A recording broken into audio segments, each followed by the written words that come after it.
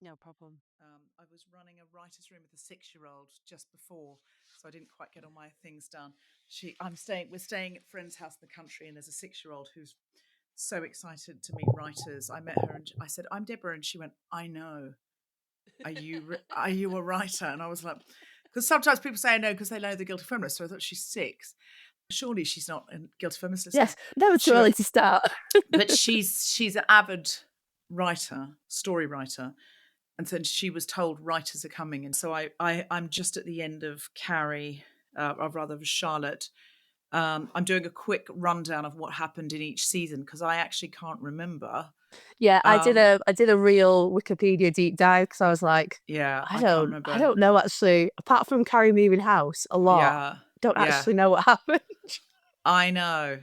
So I have made like a few notes about just the general like 3 seasons, not just the last season, just generally things that I didn't like. Things that I have a few things that I did like. I'm trying to be positive. Oh yes, good. Okay. All right, that'll do. That'll do. All right, so now I've got to do the opening titles. All right.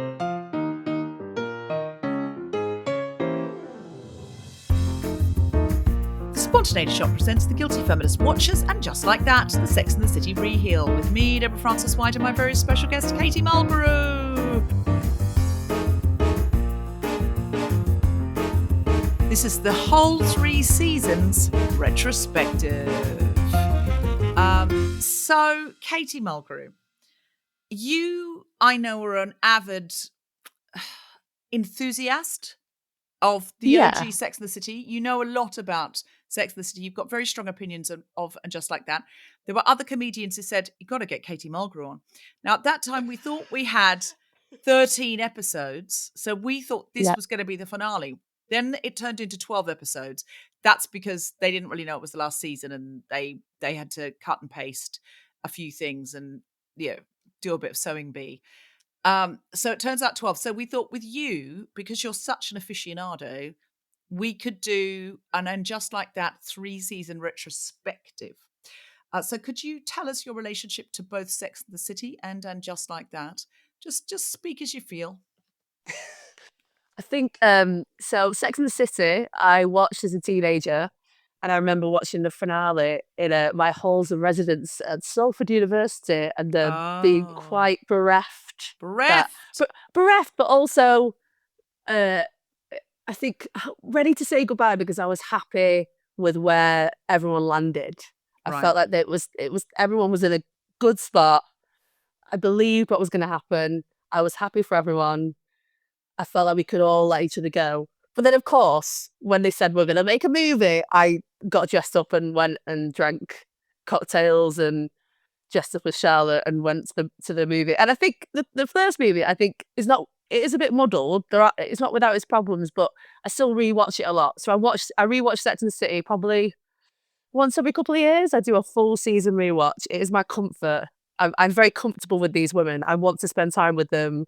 They feel like my family. Probably I've got too much of a parasocial relationship with them, which is why And Just Like That has really wounded me. I think Yeah. maybe look, it is just a TV show, but I think because these people feel like they belong to me, and they don't, and they do. That's the thing about stories, isn't it? And when you tell stories and you write stories, they don't belong to you anymore because they belong to everybody else. But I remember going to watch the Sex and the City second movie and sitting there and feeling so deeply uncomfortable with maybe the Oh. opulence and the wealth. And I Mm, feel like that's the problem with them, Just Like That. I'm so comfortable with these characters that I still want to spend time with them, but I've never felt comfortable watching them just like that. Like mm, it's very strange and I think a lot of that is the opulence and the wealth mm. I agree. because yeah, It's also timing. Now, did the second movie come out in 2011? Am I making that up? SATC movie 2. Let me just look it up. it was 11 2010. years. Yeah, 2010. yeah, The timing of that was after the financial crash in yeah, 2008.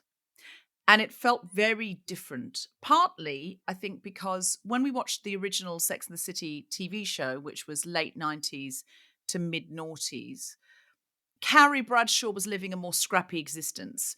So she was clearly getting some free bits and pieces because she was a journalist. Clearly, well, Vinted wasn't invented then, but we got the feeling she did some kind of Vinted. And then she just didn't pay her rent, to get those shoes. And she did an extra article and she just scrapped her way through. And she mixed it with Yeah. stuff she got as a second. We saw her thrifting. We saw her in secondhand shops. And she was always in this mix of high and low. But when it came time to buy a flat, she had no savings. So she had this scrappy 30-something existence where her finances were in tatters the same way that her love life always was. And it was easy to root for that. She lived in a studio flat. Her bedroom and the living room is the same room. So it reminded us of, although we didn't have Fendi handbags and things, it reminded us of how we put things together. We wanted to be a bit glamorous, but you'd find something in a charity. I remember finding a Burberry raincoat in Oh a God, yeah. charity shop, and it had like a hole in the lining, but I just sort of tacked it up. And I remember finding an old Prada handbag on eBay or something that was, it actually stank of cigarettes smoke, but I just put lots of Febreze in it and things like that. So obviously I was not at the Carrie Bradshaw level. I wasn't an it girl or anything like that, but you could see how an it girl with no money, who was invited to lots of parties and would get freebies and worked at Vogue and would be allowed into the store cupboard and things like that, could manage to stretch that out. And it was highly relatable. In 2010, we'd had the financial crash. We were much more politically aware. We were much more kind of coming into a time of going, oh shit, the environment. And that the way that second movie started, which is we'll all get a private jet to the Middle East. And Yeah. when they got out, they all had their own limo, one spindly woman in a whole stretch limo that they wouldn't, want to go together because it'd be more fun, but also the idea of 4 cars, gas-guzzling cars, taking 4 women to the same place. Well, yeah, because also Dubai is so unsex in the city, because we obviously went to Paris at the end of the season finale of the whole of Sex and the City, but that works because again you're in a city, but also that works because Carrie had this romanticized version of herself in Paris and who she'd be and those fabulous outfits she wore, but actually in reality it wasn't what she thought it was going to be, and it was quite. I love all of that. I love the fact that she goes to Paris and it's not what she imagines and it's the fairy tale coming crashing down. So Dubai felt, I mean, if they'd gone to another city, if they'd gone to London, if they'd gone to Berlin, if they'd gone anywhere, it just would have felt more like them. Because I feel like Charlotte was quite scrappy as well in a way. I feel like they all were at the beginning. The first 2 seasons of Sex and the City are very different to sort of where we meet them at the end. And, Charlotte works in the gallery and then she's not actually that rich or privileged until she meets Trey. Harry's, and then because, she has the dream of being the now what we call trad wife. And then she exists as that. And that she even exists as that when she's divorced Trey. She's still living from the divorce.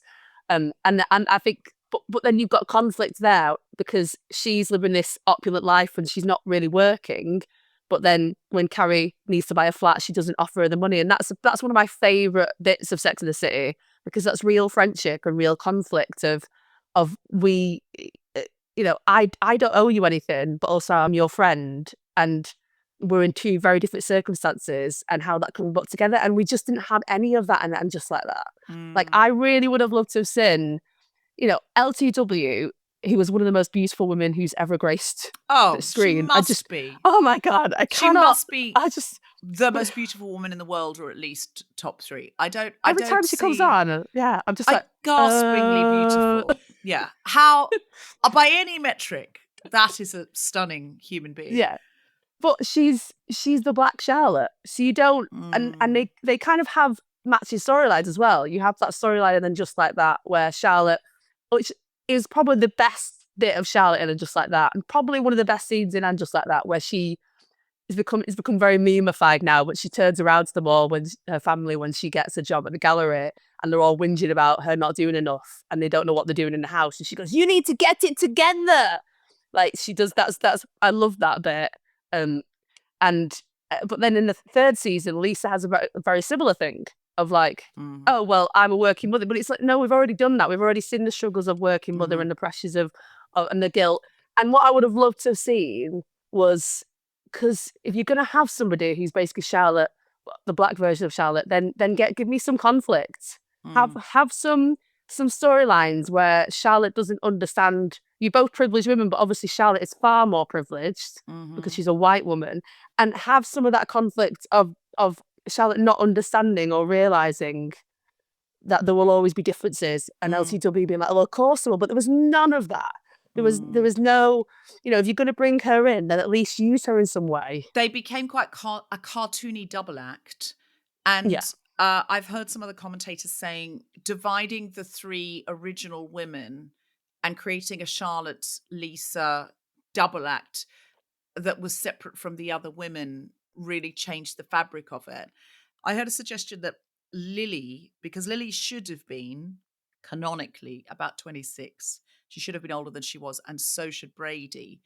And I heard a suggestion that Lily, who is not a white woman, should have been the fourth woman at the table, dealing with her 26-year-old. So instead of Samantha, you've got Lily, who's in her 20s, dealing with her problems. And Charlotte is such a cool mum. She would have been cool with that. And Charlotte isn't out there on the town. But you have Miranda exploring her queer world, Lily exploring the 20-something dating app scene, and Carrie widowed, ideally widowed for longer so we didn't have to go through 2 seasons of grieving, in a show that's really meant to be about fun, sex, and heels. There's plenty of opportunities for shows about grieving, and we need them and we want them, but I don't think we come to Sex and the City for that. And so if Carrie had been longer widowed and back out there on the scene, and we would have had 4 different types then. We would have had Carrie dating in her 50s, dating men in her 50s, Miranda dating women and people of minority genders in her 50s, Lily dating in her 20s, and Charlotte negotiating sex in marriage and menopause, possibly not wanting to talk about the sex stuff in front of her daughter, but, Lily doesn't always have to be there. And I think that actually would have been a really great solve, because it doesn't mean then you can't have her having, a Stanford-like black best friend in Lisa, but Lisa doesn't have to be always like around the table, or Seema doesn't always have to be there. Or they could have just brought in Seema and allowed I do that. love Seema. Just far too many characters. And too then many, these little ghettos of these two or these two or these two or these two. It was so overloaded. We couldn't get purchase. I would watch a Seema spin-off though. Oh, would Genuinely. you? Would But you I watch? know that I do know she's a proxy for Samantha. I'm very aware that she's just Samantha, but I do love her. I think that I think she did light up my screen. She made it fun. And she also made Carrie accountable. She was like the only one that was like, because it was just a really odd dynamic of Miranda. I kind of when I made notes, I've just put unforgivable Miranda Hobbs, like Miranda fucking Hobbs. Because in this she was such a good character. Like she became really scared of Carrie and like, no. Yeah. Like, sorry. I would be really worried if Miranda were my friend through the 90s and the noughties, knows what she wants, absolutely career focused, really boundaried, and she had become this person. I would be so worried about her. I would be like, Miranda, we have to take you to a psychiatrist because you've turned into a totally different person. Like, I would be so worried. She's become the comic relief, and what I find disrespectful is that Miranda Hobbs was always the smartest person in the room. Yes, she was, and she was always the person. Say to Carrie, come on, what are you doing? Get going your shit back together. From Big.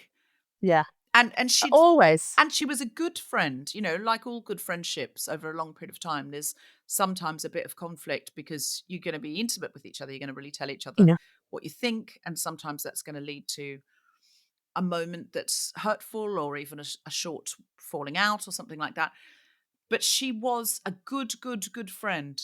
She was really there for Karen. She didn't shy away from telling her what she thought. And she herself had strong boundaries with men, much better than Carrie did.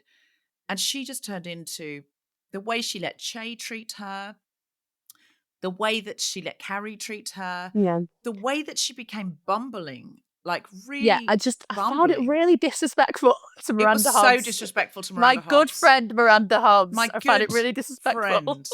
Exactly. It was just, she was just someone else altogether. I always do a little précis. So I've tried to do a very short précis for the whole 3 seasons, just because I couldn't remember what happened. So in season 1, Big died of Peloton. Carrie inherited a seeming $1 billion, but Natasha, his ex, inherited $1 million from him. So Carrie stalked her, hoping she'd lose another in a series of teeth. Despite this great fortune, Carrie does a podcast she doesn't want to do and agonizes over an advert where she has to say the word vagina, although she's a well-known sex columnist. If she won't say it, the podcast will be shut down. That's not the way podcasts work.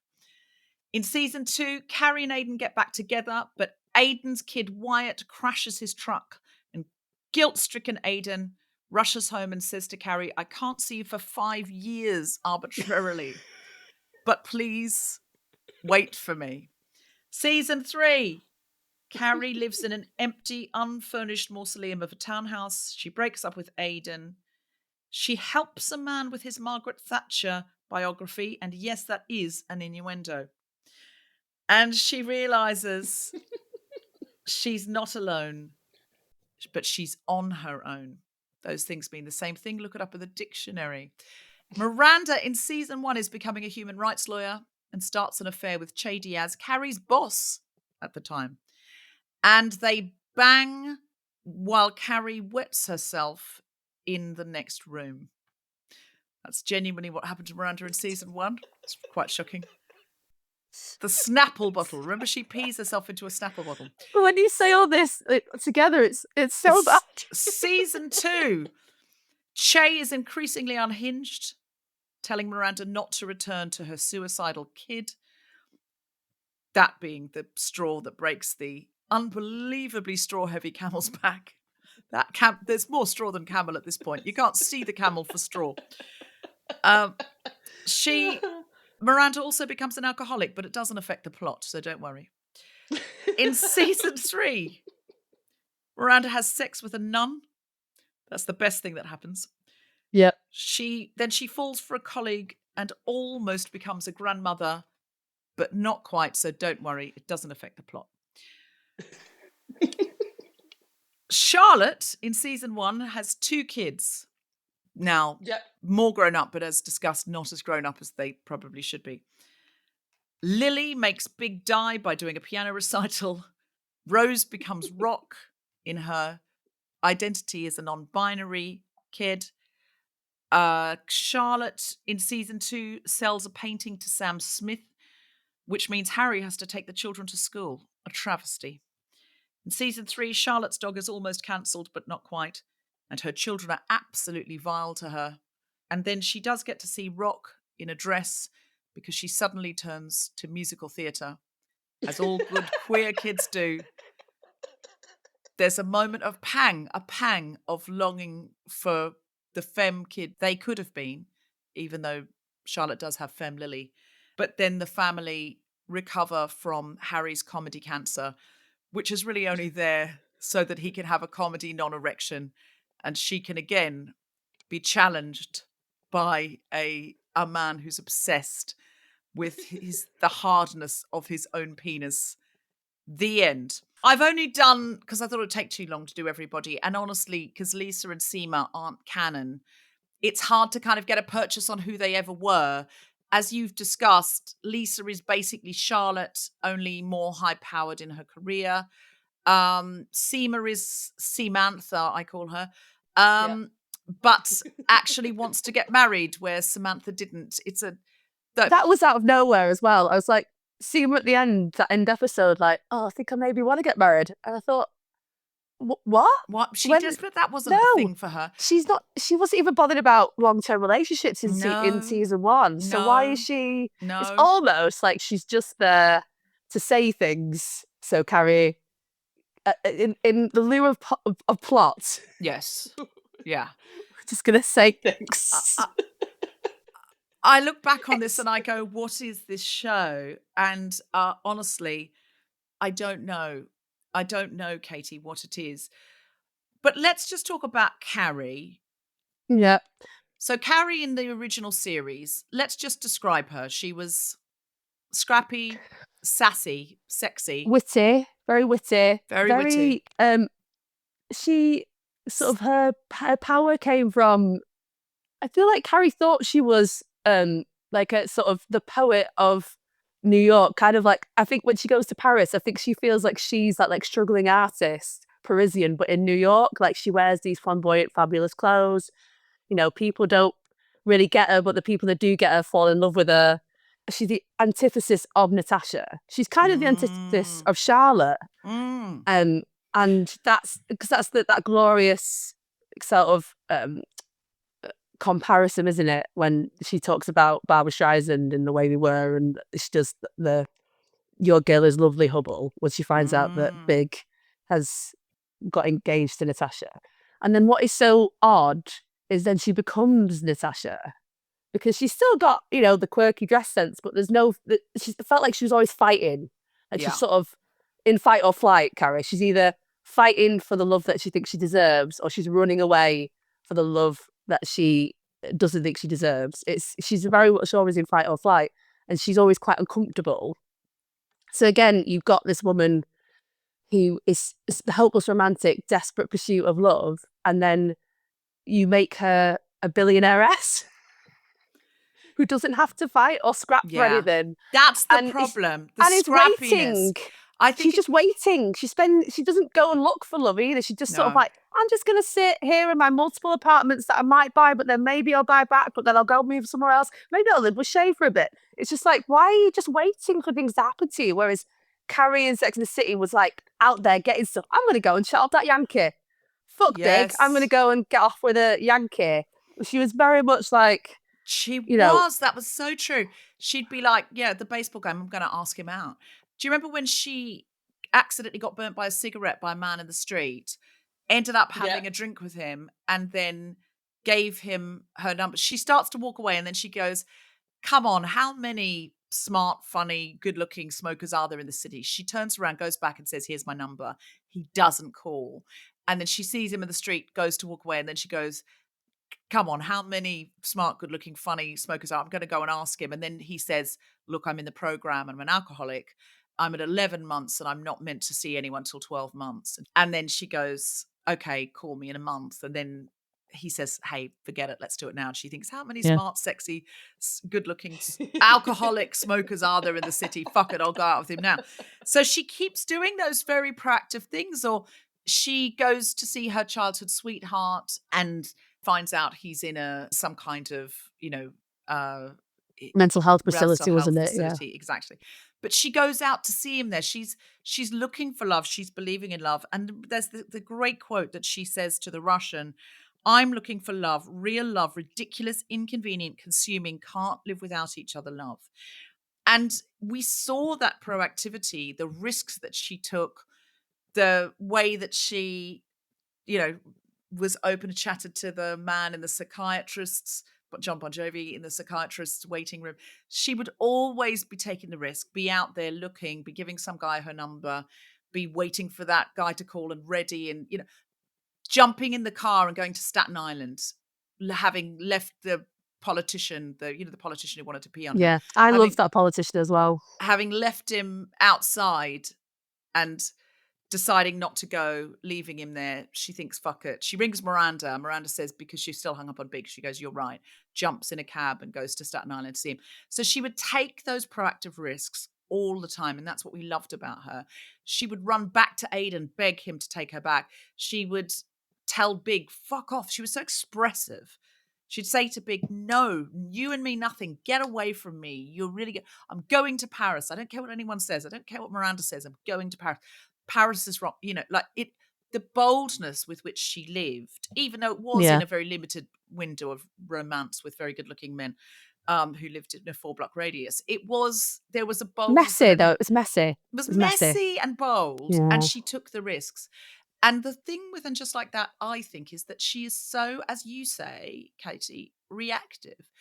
she stays at home and she wanders around her big empty house talking to her cat, maybe goes and has a chat to the gardener, maybe goes downstairs and talks to the man downstairs. But she is no longer that woman. And I read something about Candace Bushnell, who, of course, this is her story, and this is why she's called CB Carrie Bradshaw, because of Candace Bushnell. It was her real life story. And she's in her 60s. She's 66, dating in New York and is having a fabulous time. She's still going to all the opening nights. She's still going to all the gallery openings, all the things we saw Carrie doing in her 30s. She's still doing that. Yeah. And I think that's I think they really missed the trick, because they felt like they were showing women who were in their 50s, mid to late 50s, you're making it look like of course you're not going to be the same person you were in your 30s, of course you're not, but it doesn't mean you don't have fun.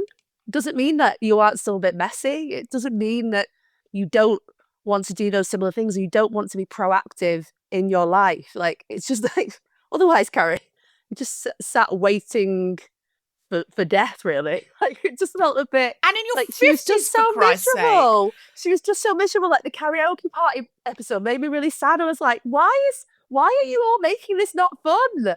And why wouldn't they get up and sing? The episode was called was it called Just Want to Have Fun, or Girls Just Want to Have Fun? Yeah, it was something. It was a play on that idea. And Miranda puts it on. I mean, so out of character that Miranda's the one jollying everyone along. But okay, we'll accept that she did it for Charlotte, fine. But then no one would get up and sing. And I'm like, but we saw them in the travesty movie that was Dubai. We saw them get up and do a big karaoke number in front of strangers in a bar. Yeah. And yet at Charlotte's party that they're doing to cheer Charlotte up because they think her dog has cancer or her husband has cancer, whatever, to cheer her up, they won't just get up and sing Girls Just Want to Have Fun. Why not? That's not them. Like, no, it's just so mean-spirited. And then they're all taking the piss out of the teenage boy who's fabulous. And is keeping that party going. He's keeping that party going. And he is in real life a Broadway singer who was in the Michael Jackson musical. So that's why they get him to do it. Yeah. They have Patti LuPone there. They don't get her to sing a song. They have Herbert there, who was in Hamilton in real life, and he doesn't get to sing a song. No. Like, make it fun or don't make it fun. But don't put fun on the table and then go, but no one wants to have it. It's such a strange... the whole of the 3 seasons of this are like, I'm not being funny, eclipses, because every now and again you're like, oh, you're gonna do something exciting. Oh, we're gonna go there. No, we're not. No, okay. All right. Duncan. This bit. Oh no, who was the miserable Brit downstairs at the beginning of the season. He said, no, surprisingly, I love karaoke. She was like, well, I wouldn't have thought so because you don't like people. And he was like, I know, but I really do. Comes upstairs, doesn't do a song. I'm like, well, just don't have karaoke then. Like, you don't have, no one's forcing you to have karaoke. It's really off brand for Sex and the City anyway. Sex and the City is much more sophisticated than karaoke. But if you're going to bloody have it, then do it with your chest. Song. Do it with your chest. That was the thing. There's so many instances in this season where you're like, well, why is that there? Or why are they there? You're not doing anything. Why is this happening? So what would you have liked to have seen happen? If you could write Sex and the City, what would you have liked to seen happen? Like, rather than new Sex and the City, would you have called it And Just Like That? Would you have had this format? How many characters would you have had? What would you have done about the absence of Samantha? I'm just going to give you a blank canvas, Katie. I think I should preface this with, I do understand completely how difficult it must be for creators of something that is so beloved, like Sex and the City, like Star Wars, like anything, and has such an intense fandom who really cherish these characters, because you have to tread the line of fan service, but you also have to do something new and original and push and be a bit bolder. And you will not be able to please all of the people all of the time. Someone will hate it. But with this one, they managed to make everybody hate it. Like, they made everybody cross. Everybody is furious. As it turns out, they could please none of the people none of the time. No. But, so what would have pleased you? If you had a carte blanche, what would have pleased you? I would have had Big Di still. I definitely, because I think you couldn't have done this series without Big, I think being this is gone. what I feel like. This is why I think that the opportunity has been squandered, because you had to have Carrie back on the dating scene. Mhm. You had to have her, but then explore that as a woman in her 50s. And what does that mean? And what are the pressures of society against that? And what are the men doing? Like, you know, I did genuinely love the episode where Enid, because I love Enid. I would have loved more of Enid, her Vogue editor. Is it Enid? Yes, yes, Yeah. yes. When she says that amazing line about, well, your dating pool, my dating pool's dead. Your dating pool's like 60s, 70s because, you know, men always want 20 years younger. Yes. I was like, brilliant. Can we have some, again, the Eclipses? Like, oh, we're going to have an episode exploring that. No. Oh, okay. Thanks for that, though. Thanks, Enid. Bye. So I would have had Big dying. However, I think I'm going to shoot a shot here. And I think the whole, the way Big died exemplifies what is wrong with this series. He has a heart attack on a Peloton, which is such a metaphor for wealth. Yes. Like, you have to be really rich to get a Peloton and have a subscription. What I would have liked is if Big had died, had a heart attack, but he'd had a heart attack through stress of his finances, which he was not telling Carrie. He was having issues, he was losing money. And then when he dies, Carrie then realizes that she has no money. Like, I he have had no exact money. same pitch. I made He this had pitch. no money. I made this pitch early on in this podcast. You and I have had the same thought because someone said to me, you know, Katie Mulgrew is saying the same thing as you. There's been various financial crashes. What if he's invested in crypto or something like that and he's suffered and he never wanted to tell her because he's the big man and, you know, and he had no money. He was in the middle of fixing it, but he dies on his Peloton. Yeah. He's rich. I'll accept that he's got a Peloton. I mean, lots of people got a Peloton in the lockdown. So he dies on a Peloton or wherever the fuck he dies. It doesn't really matter. What I would have done exactly the same thing. Holy fuck, we've got no money. We've got to sell the apartment. I've got to move back into my little apartment. And she doesn't have to have literally nothing, but not the millions, you know, just to sort just of her, what she's made. Yeah. Like, you know, the things that's in her bank account, but it's not this and a bit level of millions. a bit of savings or, you know, la la la la la. Enough that she can have some fancy clothes, but not enough that she can just fucking go down to. Do they have any idea? I suppose they're just so rich, they just don't know. But going down to Gramercy Park and buying what is effectively a house. I mean, you would have to be so rich, so inaccessibly rich. So I love that same idea that she goes back and she's got to do a podcast. Yeah, I think she's either got to do a podcast or she goes back to do the column at her own newspaper. Book. But they're like, you're too old. So then she goes to Vogue and they're like, oh, actually, this is interesting. So I like the whole idea of, and then she writes, because then you have the voiceover and you tie it together and then you can tie all the different story strands together. It's not like they're all moving around each other like osmosis, hoping that they'll bump into each other at some point. You can tie it all beautifully together like you did in Sex and the City. So I would have had that for Carrie, and I would have had, I think maybe a podcast as well. I think she should be a writer and a podcast, and I think she should lean into it and be really enjoying writing the podcast and not. I hated that when she didn't want to talk about vaginal lube. And I'm like, mate, you're a sex columnist. And also, you're making, I found it really upsetting because that does happen. Women go through the menopause and her getting the ick makes it icky. And I'm like, well, no, you should be empowering. You should go, oh yeah, women have to do that. We get dryness when we're in the menopause, and do a bit of an episode about that, about someone trying to have sex, but they got to lube themselves up, or just, you know, more conflicts, more stakes. Give me more stakes. That's all I want. Yes, so weird that a sex columnist can't say the word vagina, but also if you can choose not to advertise anything on your podcast. It is no big deal. But they were like, if you don't do this advert, the podcast will go down the drain and no one will ever hear it again. And I'm like, get another advertiser, or like, what are you talking about? Well, so she's richer than God. She could put some money into the podcast. She doesn't need advertising money. She could just say, don't pay me. What podcast would you have liked her to do? Because I really didn't like... Michael Patrick King is very, very poor at writing younger people without parodying, oh, they're all, you know, they've all got pronouns. And it was so just awful.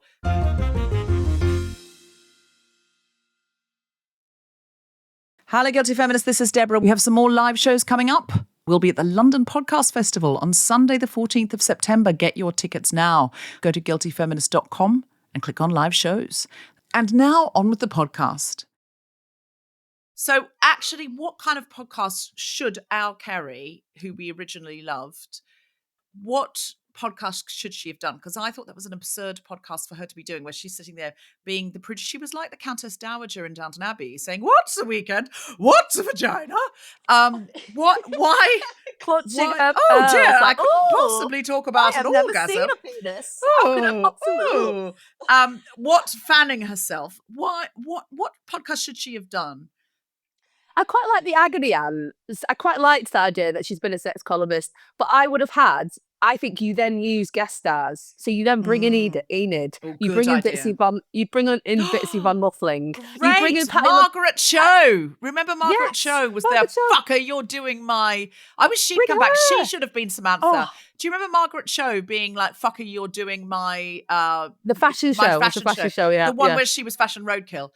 Margaret Cho was already and I know they obviously didn't want to fill that seat with another white person because, you know, Sex and the City was originally so white except for but they had some brilliant characters who were not white who could have come back.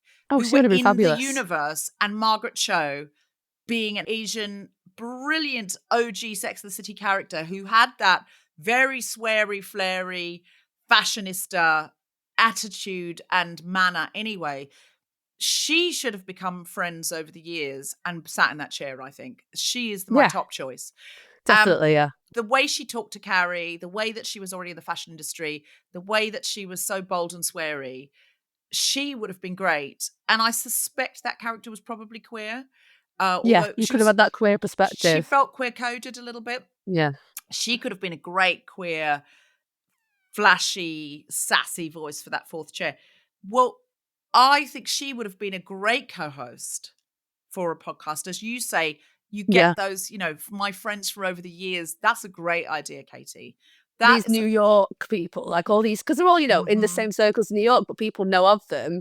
So it's a very New York-centric podcast, but, you know. Anthony, Stanny before he sadly died. Yeah, you bring Anthony in and then you let him go.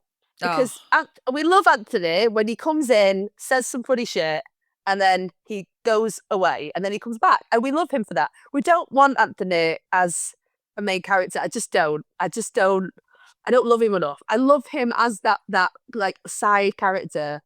And I also just didn't care about him and his fella. The men were never main characters, but they were great seasoning. And Anthony as her podcast host would have been hilarious. I would have been great. Because he's got the sass and he's got the attitude.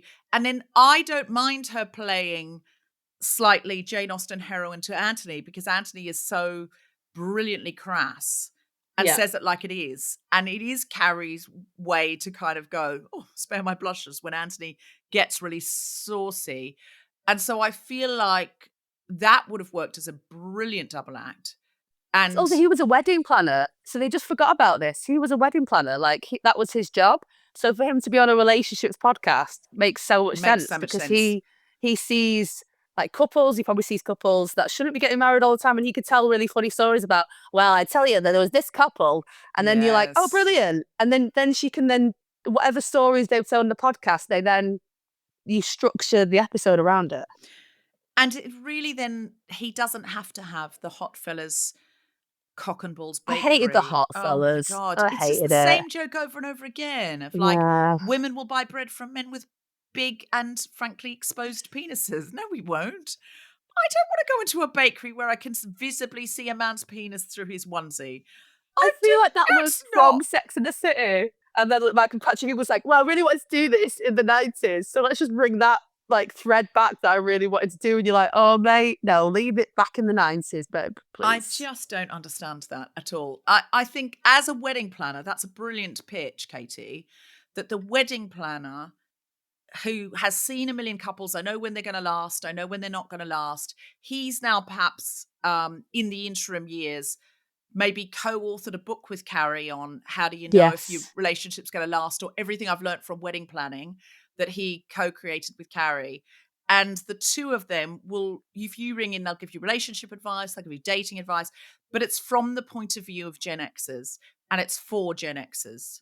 Yeah. That would have been great because Carrie's this sort of, a Gen X hero and a relationship advice person. It gives Anthony a proper role where his sass is welcome, makes sense of it. He's a comedy podcast. I would love that. So that's a really, really good pitch. We are going to do a writer's room to create an And Just Like That script that we would actually like to see filmed. And Katie, I do feel I would like to invite you into that writer's room. Oh my God, Deborah. Do not threaten me with a great tap. I am going to invite you in. You're officially invited in. So I love that pitch. I think that's a great podcast. Do we still have the voiceover of the column? Is the column separate to the podcast, or is the voiceover from the podcast? Yeah, maybe it's the podcast. Maybe it's the voiceover from the podcast. Gives and you maybe, a fresh update. Yeah. Gives you a fresh update. Because I feel like the column is maybe, because if it's a Vogue column as well, maybe if her paper says, oh, I don't think we would have that. I think the column would be something that she wrote as like a companion thing, and it would be a monthly thing, wouldn't it? So I think it's nice for her to still have that, because I want to see her still writing. I don't particularly want to see her writing 19th century fiction. Oh my God. There is no need for that. There is no need for that. So there's no need for the woman. I didn't need the woman. No. I didn't want the woman. I didn't need her. I didn't invite the woman. Nobody wanted it. Nobody liked it. It's literally, I've never heard anyone go, what a lovely piece of literature. So Carrie is out of the dating scene. It's my pitch that Big dies in episode 1, and then we cut to 4 years later. So we've got past the grieving, and and the second episode is we're putting you on an app. So episode 1 is cut to 4 years later. Big's died. She's over it, which is what Bridget Jones' Diary did in Bridget Jones' Diary 3, Mad About the Boy. They just had Colin Firth died 4 years ago, and now she's having to crack on. Yeah. We get that 4 years is about the time where you think, maybe I should start dating again. But you're still missing him. We still have the sadness about Colin Firth. We still have her fantasizing about him and seeing him come back. But she is allowing herself to move forward. And that's what they should have done. I'm very happy to watch one episode with Carrie Bradshaw grieving. I don't want to watch 2 seasons of it, honestly, because also it makes the show unfun. It's not fun. I don't care about shoes if someone's grieving. Like, I don't care about sexual frisson if someone's grieving. It's just too sad, and that's just not why we come to this show.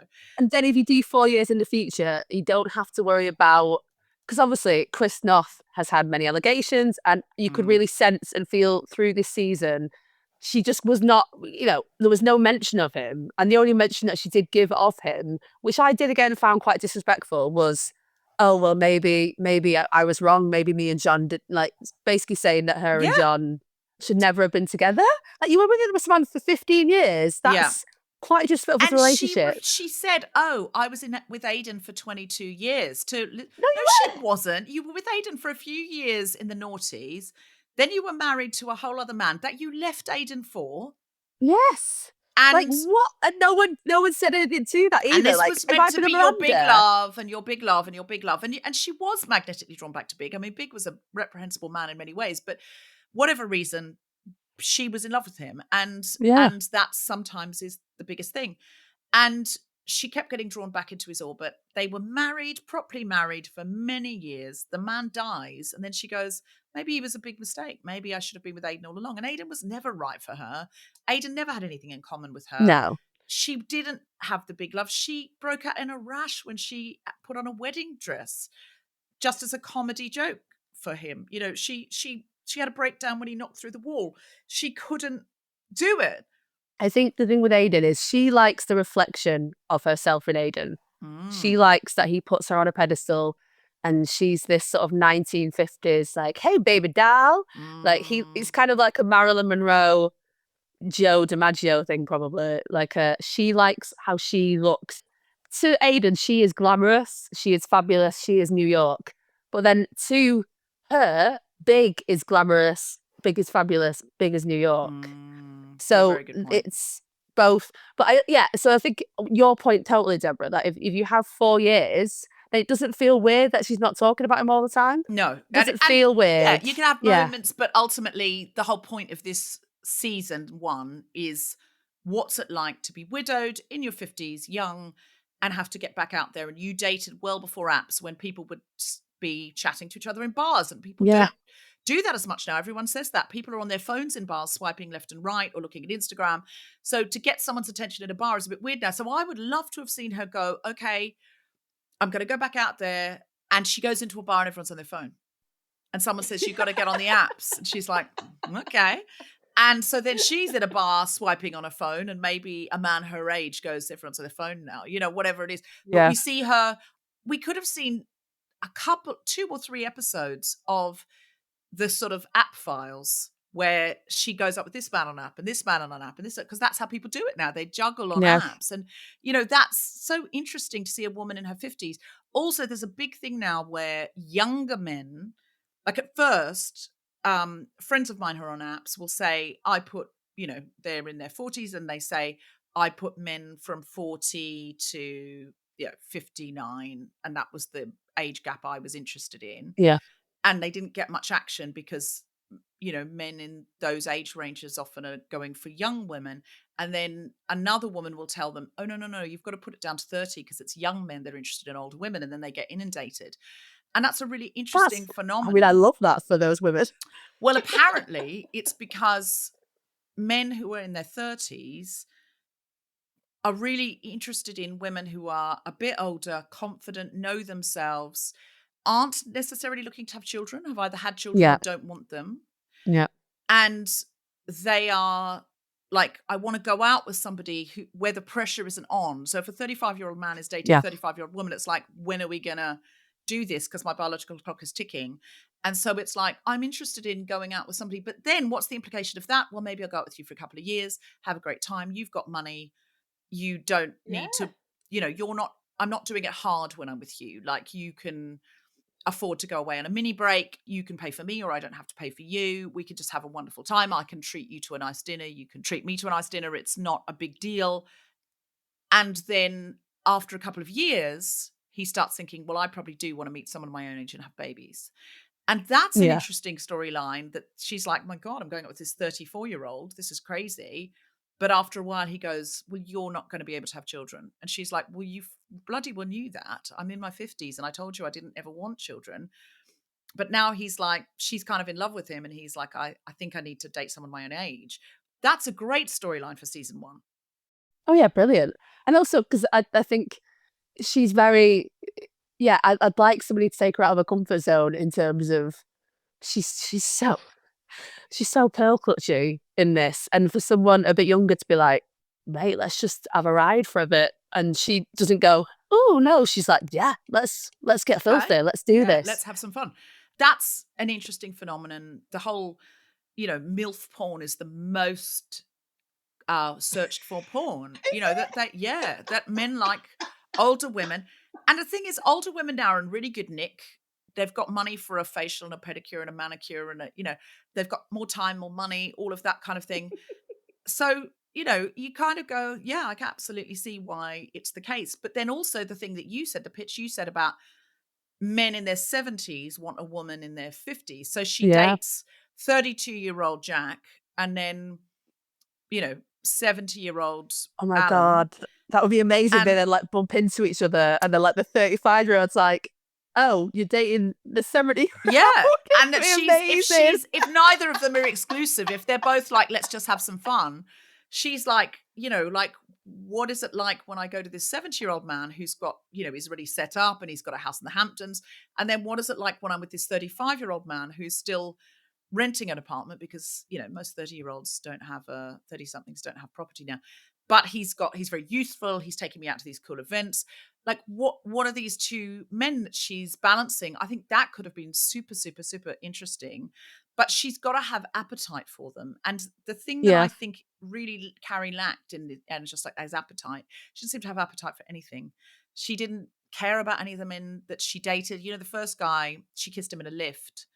Oh, was that the professor? No, there was a college. Guy was at there work. a college There was professor? a guy at work that she kissed. Oh, it was quite hot. Yeah, she kissed in a lift, and then nothing happened. Everything just fizzled out. She was just like, I'm not really bothered. And I understand that. If your husband's just died, you're not really bothered. And she wasn't really bothered till Aidan, but that Aidan was this kind of they'd just grown apart. You know, he was a Virginia-based dad of 3. He was just a very different person from her, you know, not the same, you know, they'd been very in the same world when they dated before. So she didn't have a lot of appetite for his world. She was just waiting for him to come back to New York and be who he had been. And that was really not going to happen. No, and that's not proactive. But I could have done, I don't hate that Aidan was in this, but I could have done with less Aidan. Oh, yeah. Like I could have done with like half of season 2. I could have done with all of, because it was kind of a season and a half of Aidan. I could have done with just Half because a one of the few episodes that I did actually really enjoy is I did enjoy the dinner table when she went to the house. Oh, yeah. And there was the ex-wife and the ex-wife's partner who I actually really enjoyed and thought he was a good time. He was just like, yeah, let them get on with it. Yeah. Poor him, though, because Aidan slept with his ex. Slept with Kathy.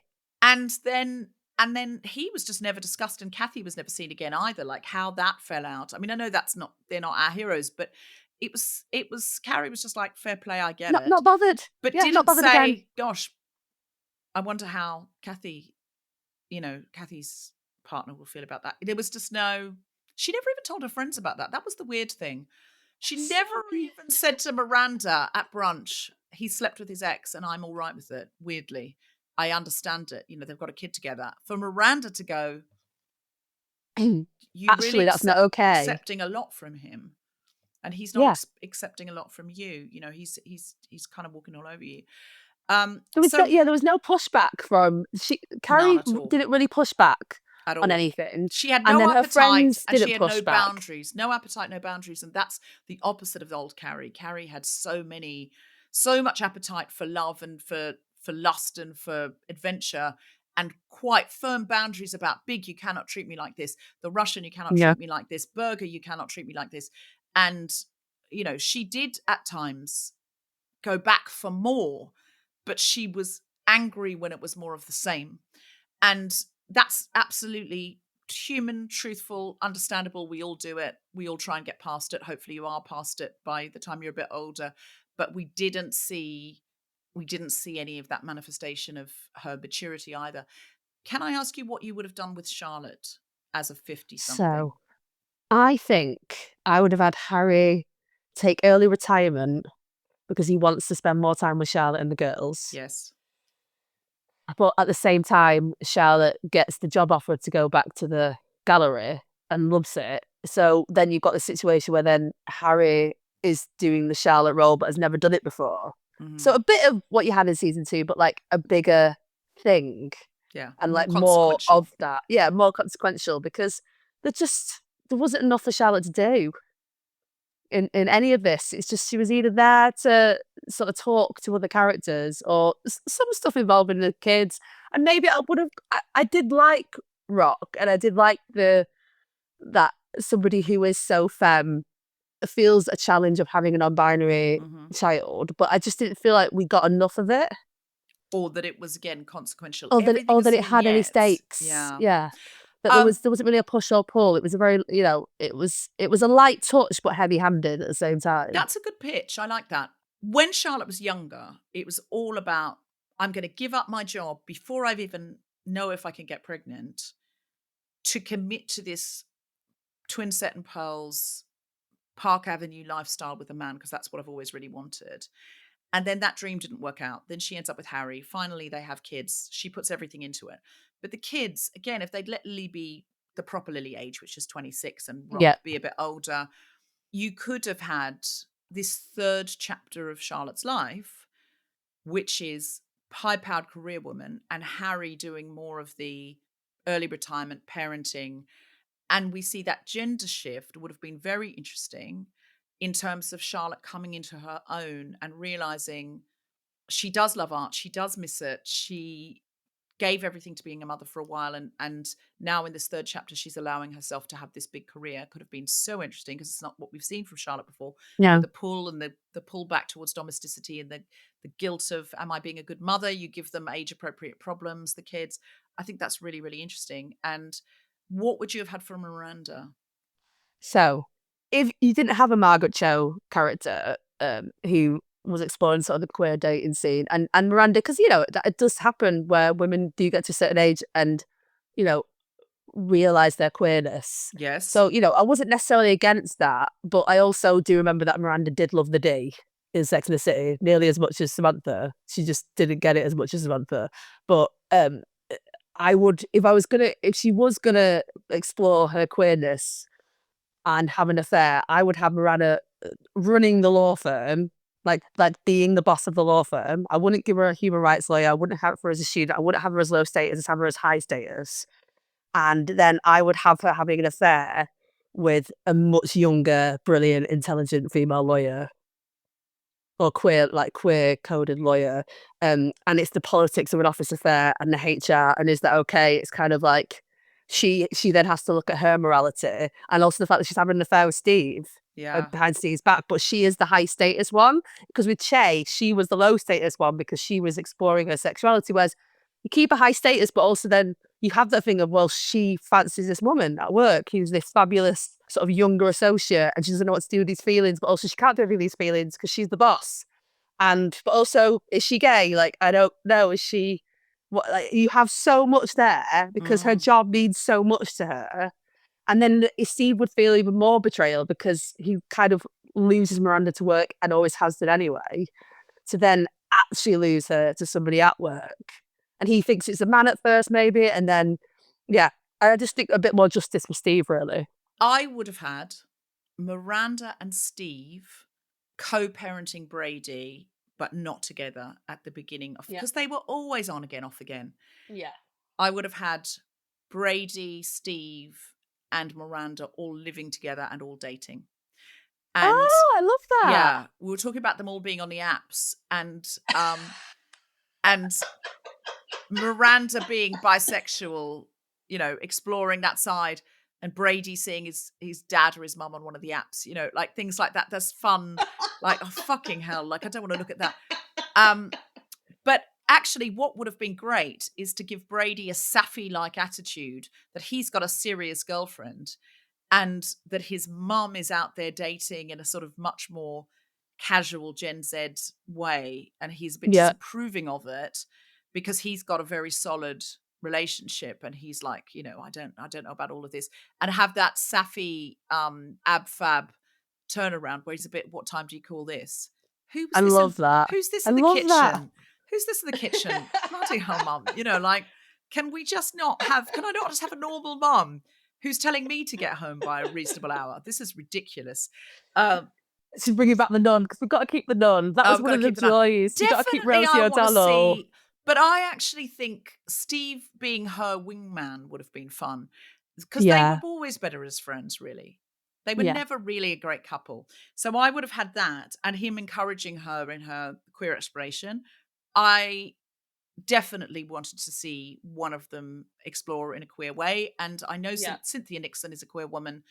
And she said, I'll only come back if Miranda gets to explore her queer side. And it was Miranda was always a bit queer coded. It was always hinted at. She was mistaken for a lesbian, I think, in season 1. And she ended up going to a dinner party with a woman because the boss his wife wanted a lesbian. I mean, really kind of, she wants some lesbian friends, so that's a shame. So she thinks, I'll pretend to be a lesbian. And so there was always a sort of hint at it. And so it absolutely makes sense. I think I definitely wanted to see that, but I agree with you. I think she should have had her own boutique law firm. I think she should have had because I know they wanted to make it a more diverse program, given it's set in New York. Is a bit weird that it was also white, given it was New York City. It was in New York, yeah. Make her the partner of her own boutique law firm, two women partners. Her partner is maybe a Black woman in her 30s or 40s experiencing what Miranda did, and her being, slightly living vicariously through that, or that younger woman knowing more about the queer scene. Perhaps she's pansexual and introduces Miranda to some of that world and how that works. And, there are whole parties that go on now, queer sex parties that go on.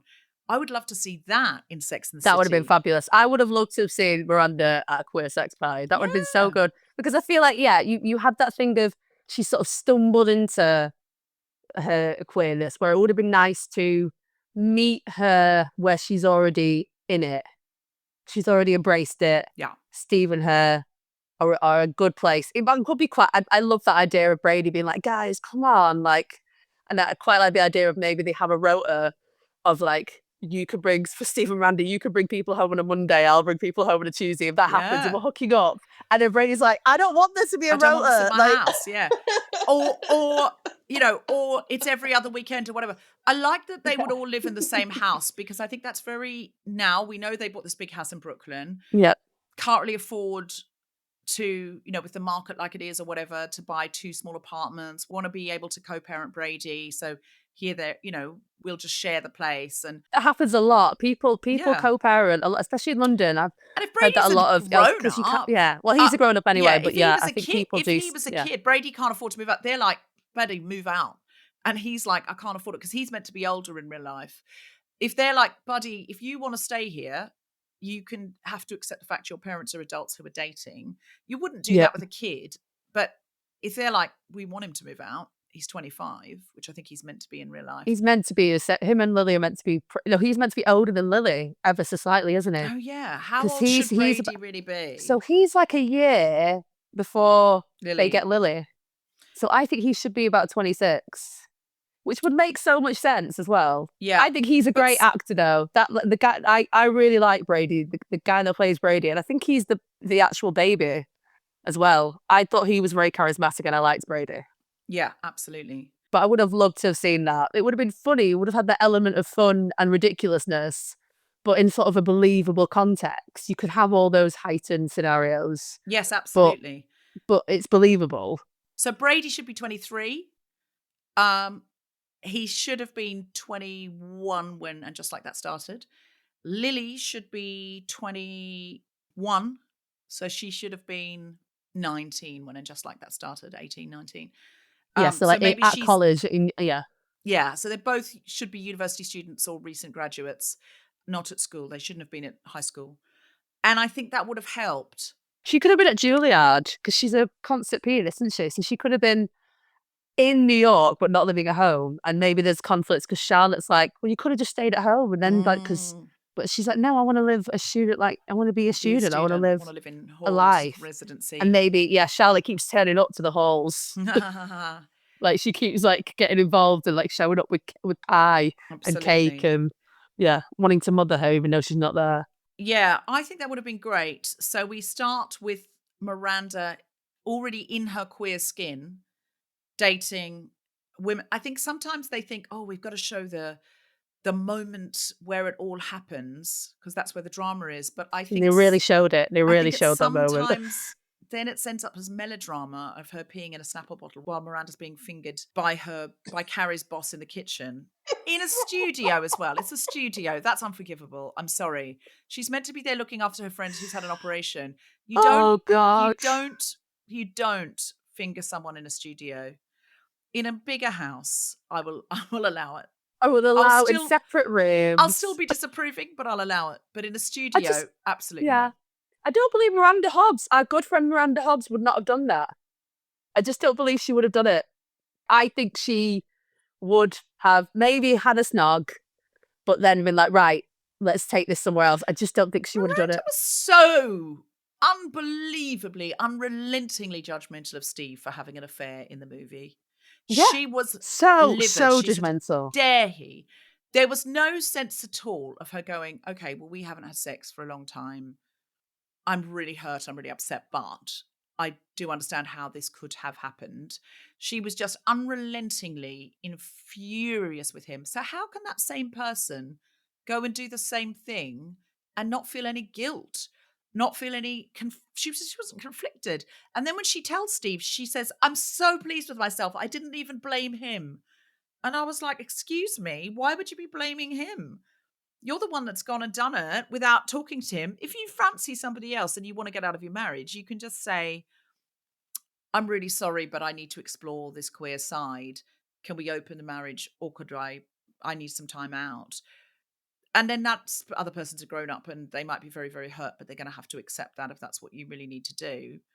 I don't really understand why she was so unconflicted she never had a problem with it. She just didn't have a No. problem with it. And She just was like, oh, well, I'm queer, so it's like, that so it's excuses it. okay. And I'm like, Yeah, no, just but tell Steve. Just tell Steve I'm no. falling in love with a non-binary person and I have to explore this and I'm really, really, really sorry, but I'm and give him time to get over it. And she was so mean to him as well because he had and the actor in real life is hearing impaired. And so they decided to go with that and make Steve hearing impaired. And she would get really angry with him and frustrated because he couldn't hear her in a crowded marketplace or whatever. That was awfully handled. Yeah, I think justice for Steve and respect to Steve because, Steve was a fan favourite, and I think your pitch is perfect because then you don't take the autonomy away from Steve, because I feel like Oh, he Steve really was treated horribly. he's treated so badly, and also then it was like, oh, but I feel like I'll always still be married to her. It was all really sad. Everything around Steve was really sad and a bit. You sort of Devastating. pitied him, and it's like, I don't want to pity Steve. No. He's this really hot guy who was great in bed, No. who adored this woman, and yeah, he did cheat on her, and that was terrible. They moved through with that, but I just feel like, yeah, your pitch is perfect because they've decided together to amicably finish. He Yeah, was devastated. They hadn't had sex in a long time, and he immediately confessed, and he said, "I'm so sorry, I'm devastated." He didn't seem like a sociopath. He seemed like someone who'd made a mistake, and she seemed, just in the movie, just like someone who had no empathy for her partner, who she had not wanted to have sex with for a long time. And I think, there was not one skerrick of understanding or empathy in amongst the rubble of the no, hurt and the betrayal. It just felt so strange to me that she was so harsh on him and then so happy to do the same thing without conflict herself. So I would have had them co-parenting, both dating, both wingmanning or wingwomaning for each other. And what if both of them fancy the same woman? I mean, brilliant. oh, I love that. Really good fun. And, yeah, we've and they seen both them take a play for before. they both are in a bar and they're making a play for the same woman, and I love Brilliant. that. Would Or be on the same, so great. or end up dating the same woman on the app, or bisexual woman on the app, and it's like, oh hi, oh hi, oh hi, and she's like, what? That's classic Sex and the City, but It's great. but with the 21st century twist of the apps and the kind of way, casual sex is now the hookup culture. And it's absolutely classic Sex and the City, but make it now, but make it 2025. Yeah, I think that would have been absolutely wonderful. And then we've got to have some rules that we don't use the same app, or, of course, if people are on multiple apps. But that's such good fun. And Steve says, let's have a threesome. And Miranda's like, are you fucking kidding me? Absolutely not. But that's great brunch talk of like, he wants a threesome. And then Carrie's like, well, you are dating the same girl. Like, I can absolutely see if you're dating the same woman and you all live together, it is quite practical. yeah. You could have so much fun with that. And Charlotte being like, absolutely not. Or Charlotte sometimes surprises you. Charlotte then confesses that she and Harry did have a threesome, and it was actually very enjoyable and very liberating, and, that kind of thing. But Charlotte says, oh no, it was with another man. And, stuff like that Charlotte sometimes will surprise you with something outrageous. So there's fun to be had in all of that. So that's what we should have done. So is there anything else you'd like to pitch, say about Sex and the City? Because this is our final roundup. I mean, what's really upsetting though is that if they'd had a season 4, I would have watched it. That's the problem. It's because I just love the characters so much. Oh, yeah. And you probably feel the same way. And I would have been cross, and I would have, We would, of course, we would have watched it. Yeah, we would have watched it. Of course we would. The official motto of this podcast is, and we're still watching, so we're part of the problem. We're part of the problem. Hi, it's me. I'm the problem. It's me. So I think like the end of season, it was funny because what also I think was a big, the moment I knew that I didn't think that and just like that was going to come back, was going to be what I thought it was going to be, was at the end of season 2 when you had those 3 to 4 minutes of Kim Cattrall in the back of a limo car in a blue screen, and it was better than anything I'd seen for the previous 2 seasons. Like, I felt like I'd been on methadone and somebody giving me heroin. I was like, and on that bombshell, we are never going to get better than that. So I'm just going to say, do you have anything to plug, Katie Mulgrew, apart from heroin? No, not really. Although I am doing some tour support around the north of England for comedian Stephen Bailey in the next couple of months, who's a brilliant, brilliant queer comedian. He's fabulous, and I'm doing a bit of tour support for him. And a short film that I wrote that was funded by the BFI. I think we're going to put that on. It hasn't been put on YouTube yet. It's done the festival circuit, so I think just look out for that. I'll put it out on my Instagram. My Instagram is at Katie Mulgrew. So yeah, it's called Kiss, and I'll be putting that out quite soon, I think. Fantastic. So, yeah. Sounds like just up our street as Sex and the City lovers and Just Like That sufferers. And now we're brave soldiers on the ground. Soldiers. Katie Mulgrew, you've been absolutely fantastic. See you next time. Thank you for having me. Thank you for coming. You have been listening to The Guilty Feminist Watchers and Just Like That with me, Deborah Frances-White, and my very special guest, Katie Mulgrew. The producer for The Spontaneity Shop was Tom Zielinski. The Guilty Feminist is part of the Acast Creator Network, and Just Like That is on Max in the United States and Sky Comedy and now in the UK. The nightmare is over. We were still watching, so we were part of the problem, but now no longer. We look forward to a future episode where we do our official writer's room to create the series we wish we'd had. Thank you so much for listening, and maybe we'll do some other kind of series soon.